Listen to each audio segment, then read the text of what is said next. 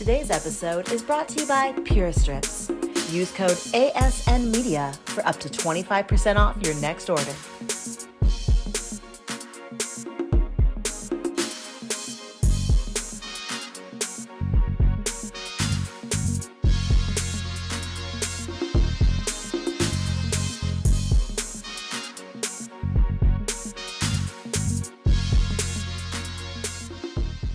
Our next guest started off in a very musical family, learning how to play instruments such as the violin, and now she is the official DJ for the Chargers here in Los Angeles. Please welcome to the stage, Esther, Anaya.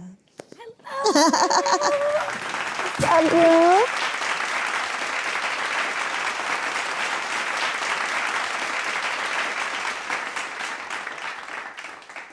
I always had that vision of making the violin something cool because I was so in love with the instrument and with the sound of the instrument. So everybody would just be like, what, violin, so boring? I'm like, no. Now they see the vision I had since I was very little. And it's incredible. You have turned a very traditional piece of equipment into something that is punk rock and techno and wild and hip hop. And we've seen you in front of thousands of people at stadiums in sequins looking like Beyonce.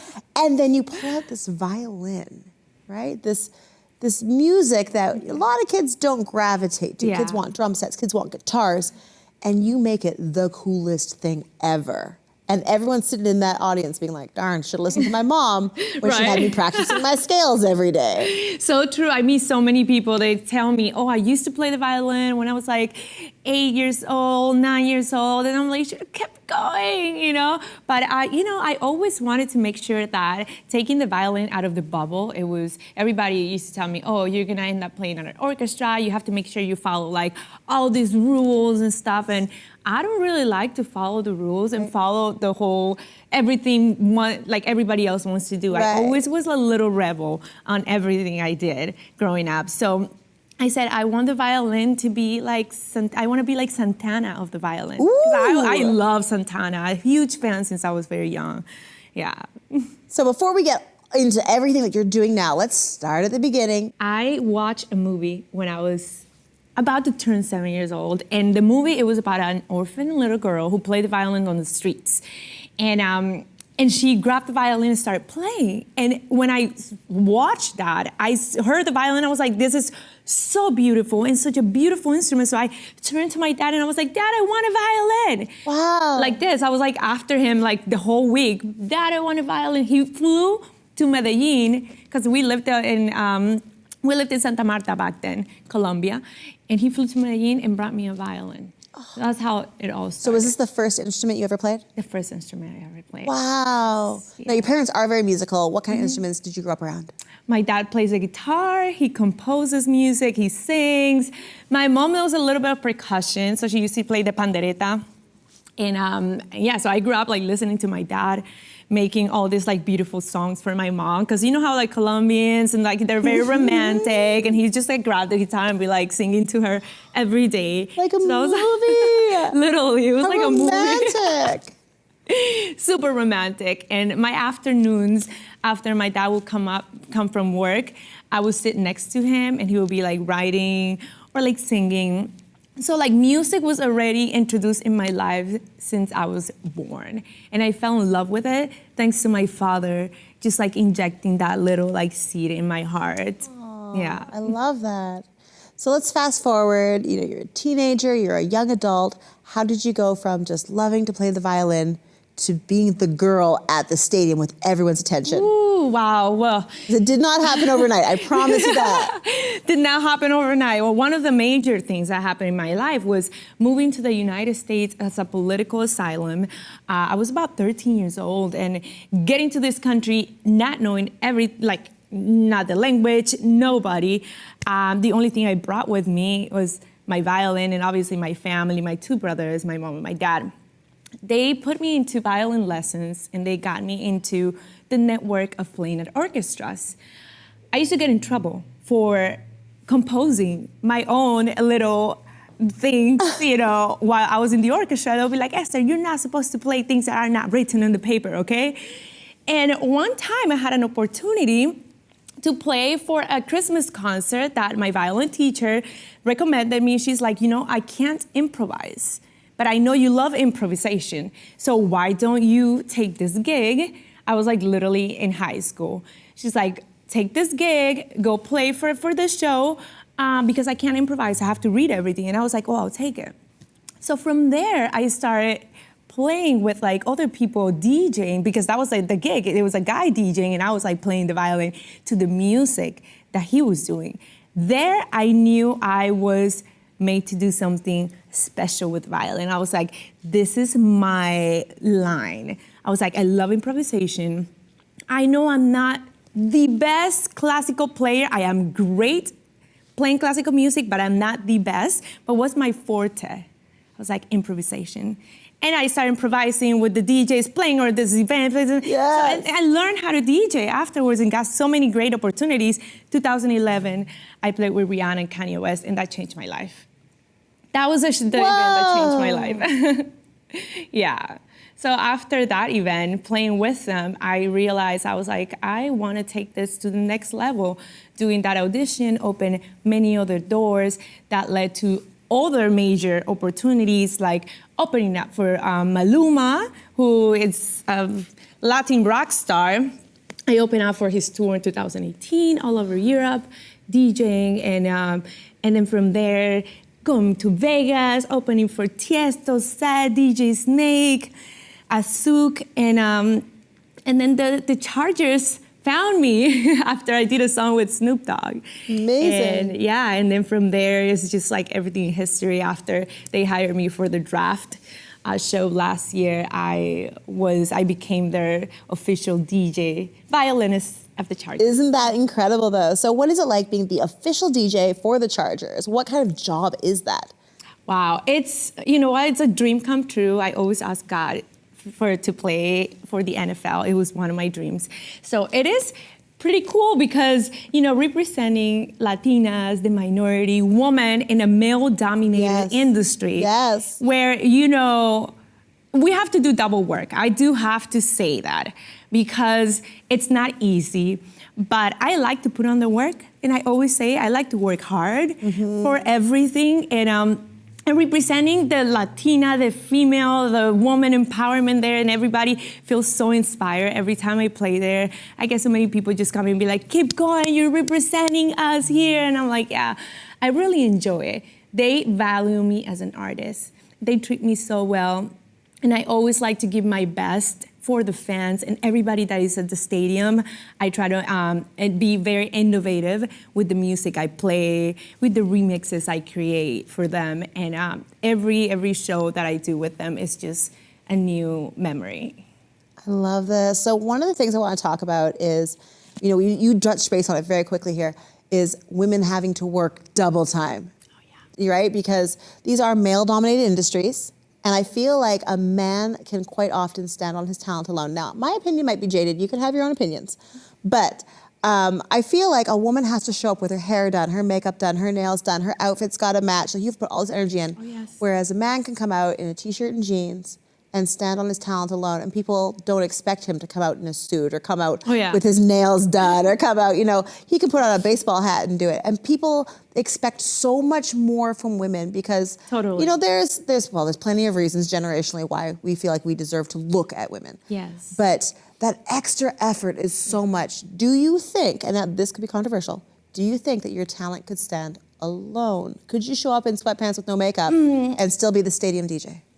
I do believe that to stand out and be very unique, you have to play your cards very right. So you have to know your audience, you have to know what they like and they want to see, and at the same time complement it with what your strengths are. Yes. So I feel that I love fashion. I am not changing who I am.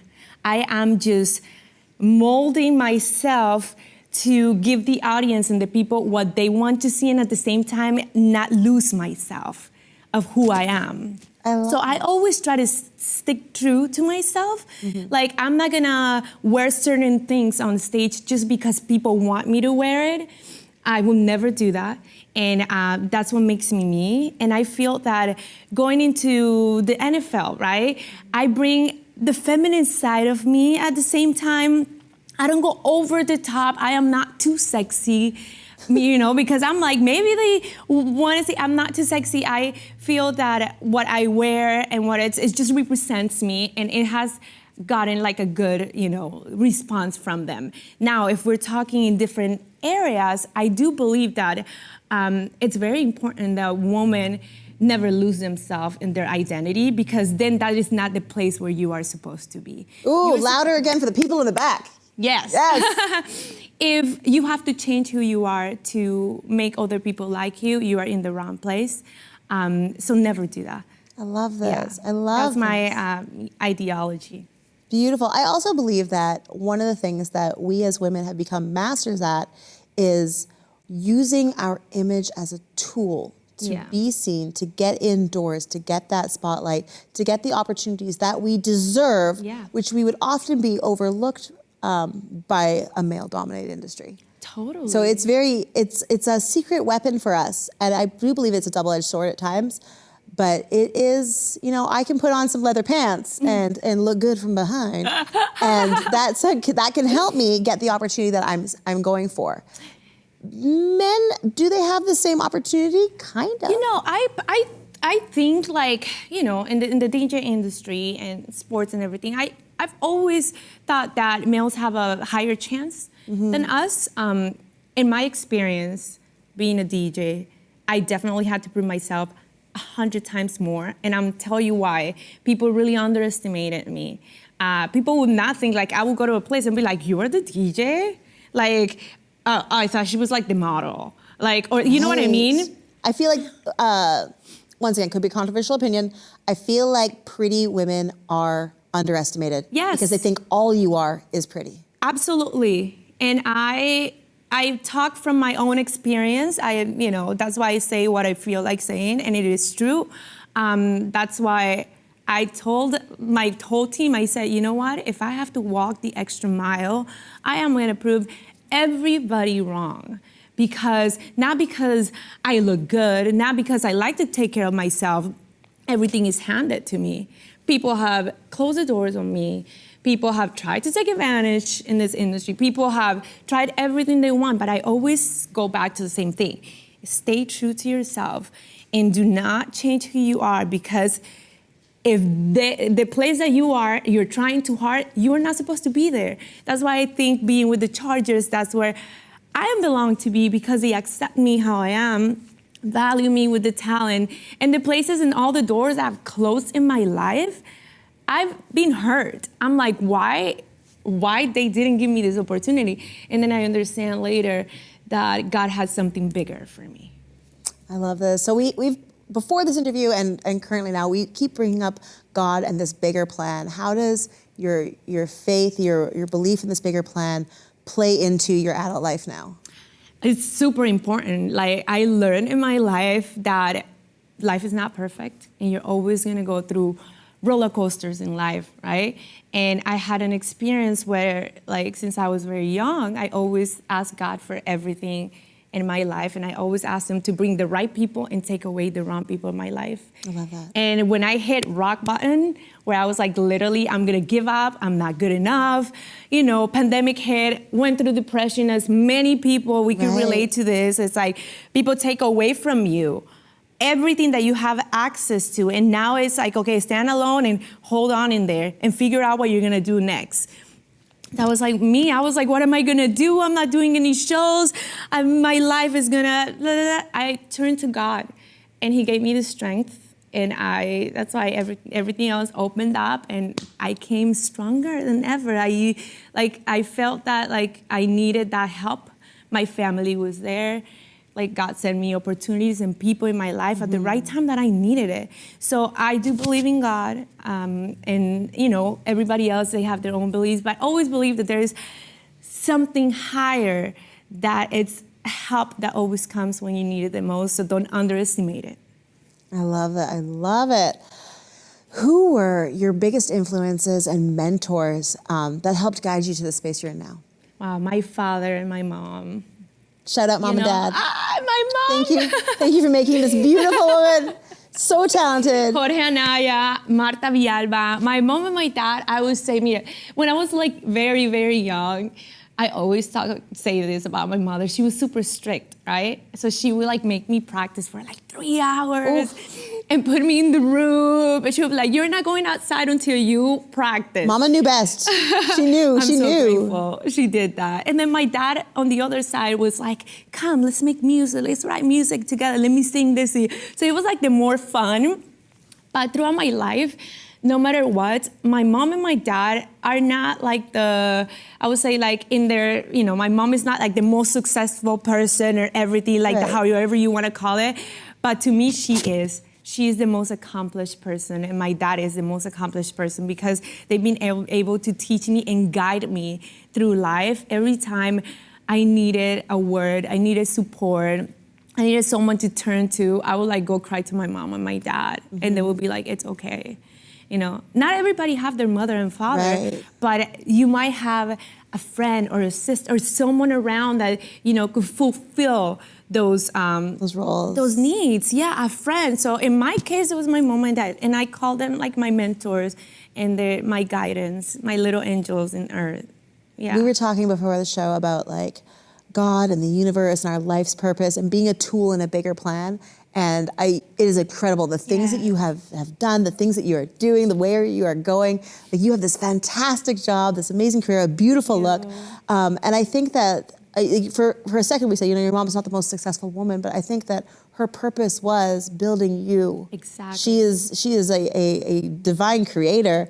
And I think that she is incredibly successful because you are a result of her hard work. Yes. And I think there's people who are really, really blessed to have incredible parents. I have phenomenal parents. I started like tearing up when I hear you talking about how much you love your parents, because there are people on this planet who just love so wholeheartedly and are excellent at making people.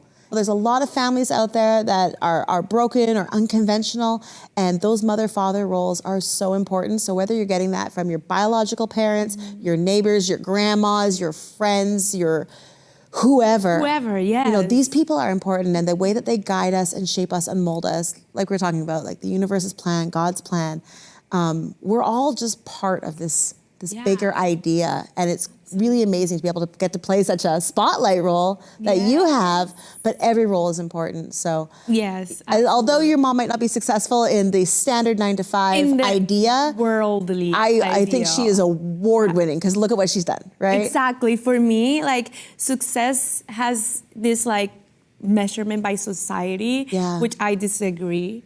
I always measure it by like the results of like, your soul and like whatever you're meant to, the purpose you are supposed to carry in life. Because we all have a different purpose. I feel like my mom, my dad, even myself, you, everybody, we all have this beautiful purpose in life. And I feel that it's not all about you, how you said it earlier, that it's not all about you. It's all about like what you can do in this world to help each other, We're all here meant to do big things, and you cannot do it alone.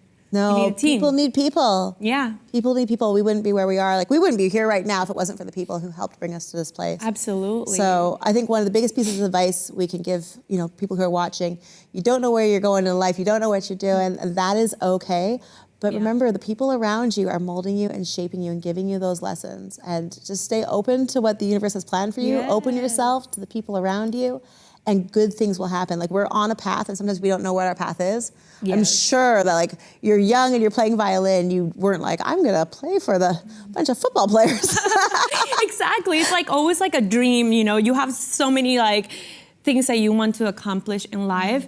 And I feel like you do believe it, but sometimes you don't, you know what I mean? So it's like, it's crazy to see that when you just don't give up, you just like, about this, it's not about even like the talent, it's about like, just keep going. Because this is like you're walking and one thing, everybody's throwing tomato, onions and everything. You have to like go like this. I feel if I could put it in a game, that would be the game. Like, it's not like the best, it's like whoever can handle the most. Right. If you could handle it, you create thick skin, and then you get to your destination, and once you get to the destination, you realize that there's like way more work to do.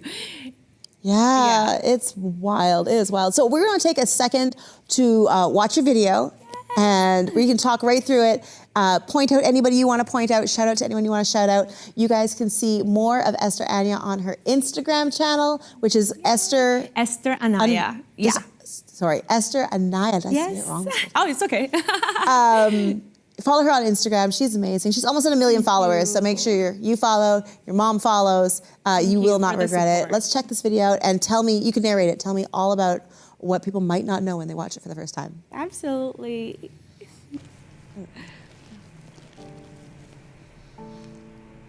Oh my God, that's a residency. Las Vegas. Las Vegas. That the first time I saw my face on that billboard, I cried.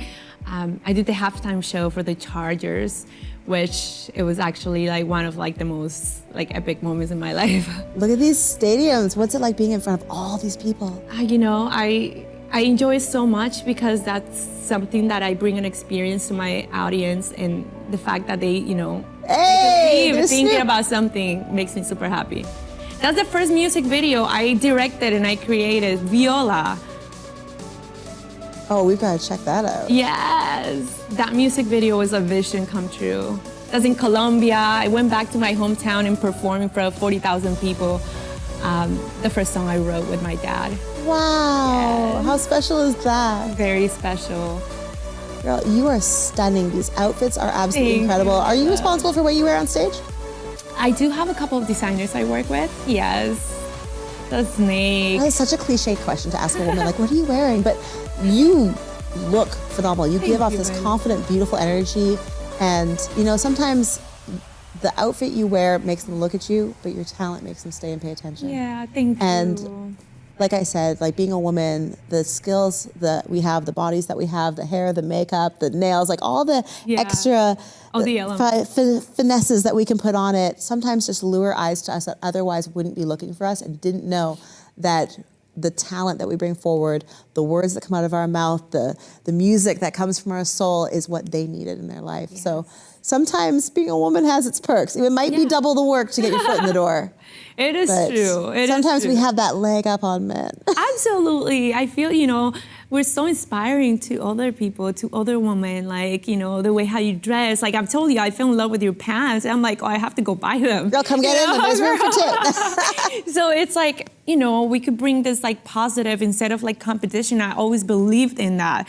I'm like, I like to be surrounded by other women that like, you know that together we're like bigger rather than like competing. That's why I love collaborating with other females, because I just did a song with like Lexi Pantera, which is this, she's an Instagram singer, she's a viner, she created the twerking. So we met and I was like, you're so talented, would love to feature you in one of my songs. And just brought her to 11, one of my shows in Miami this past week.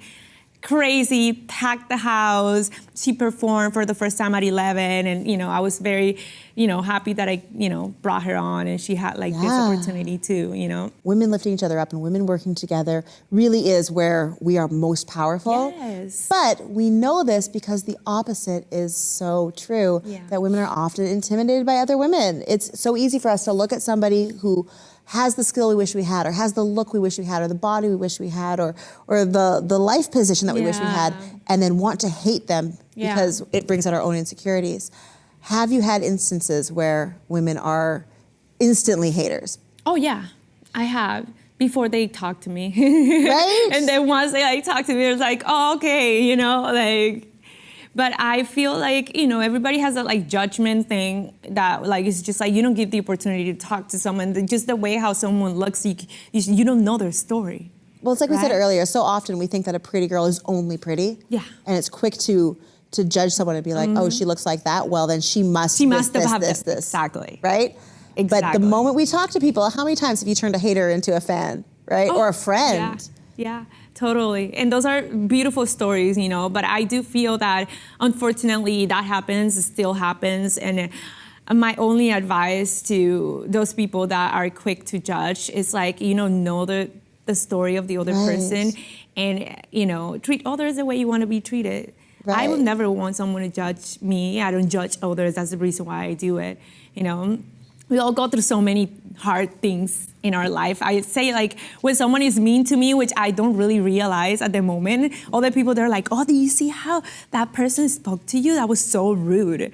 And I'm like, oh, I don't even realize, because my mind is not on the way. Maybe I'm like, oh, they probably had a really bad morning or something really bad happened to them. They're in a bad mood. Right. So I was like, they took it probably on me because hurt people, right? Yeah. Happy people don't hurt others. No, life is too short. And we're not, you know what, we don't wake up every day happy. Sometimes it is a struggle. But I think if we can remember that women coming together and supporting and loving each other, working together is truly the power that we have over every other dynamic. Totally. So don't be afraid. Yeah.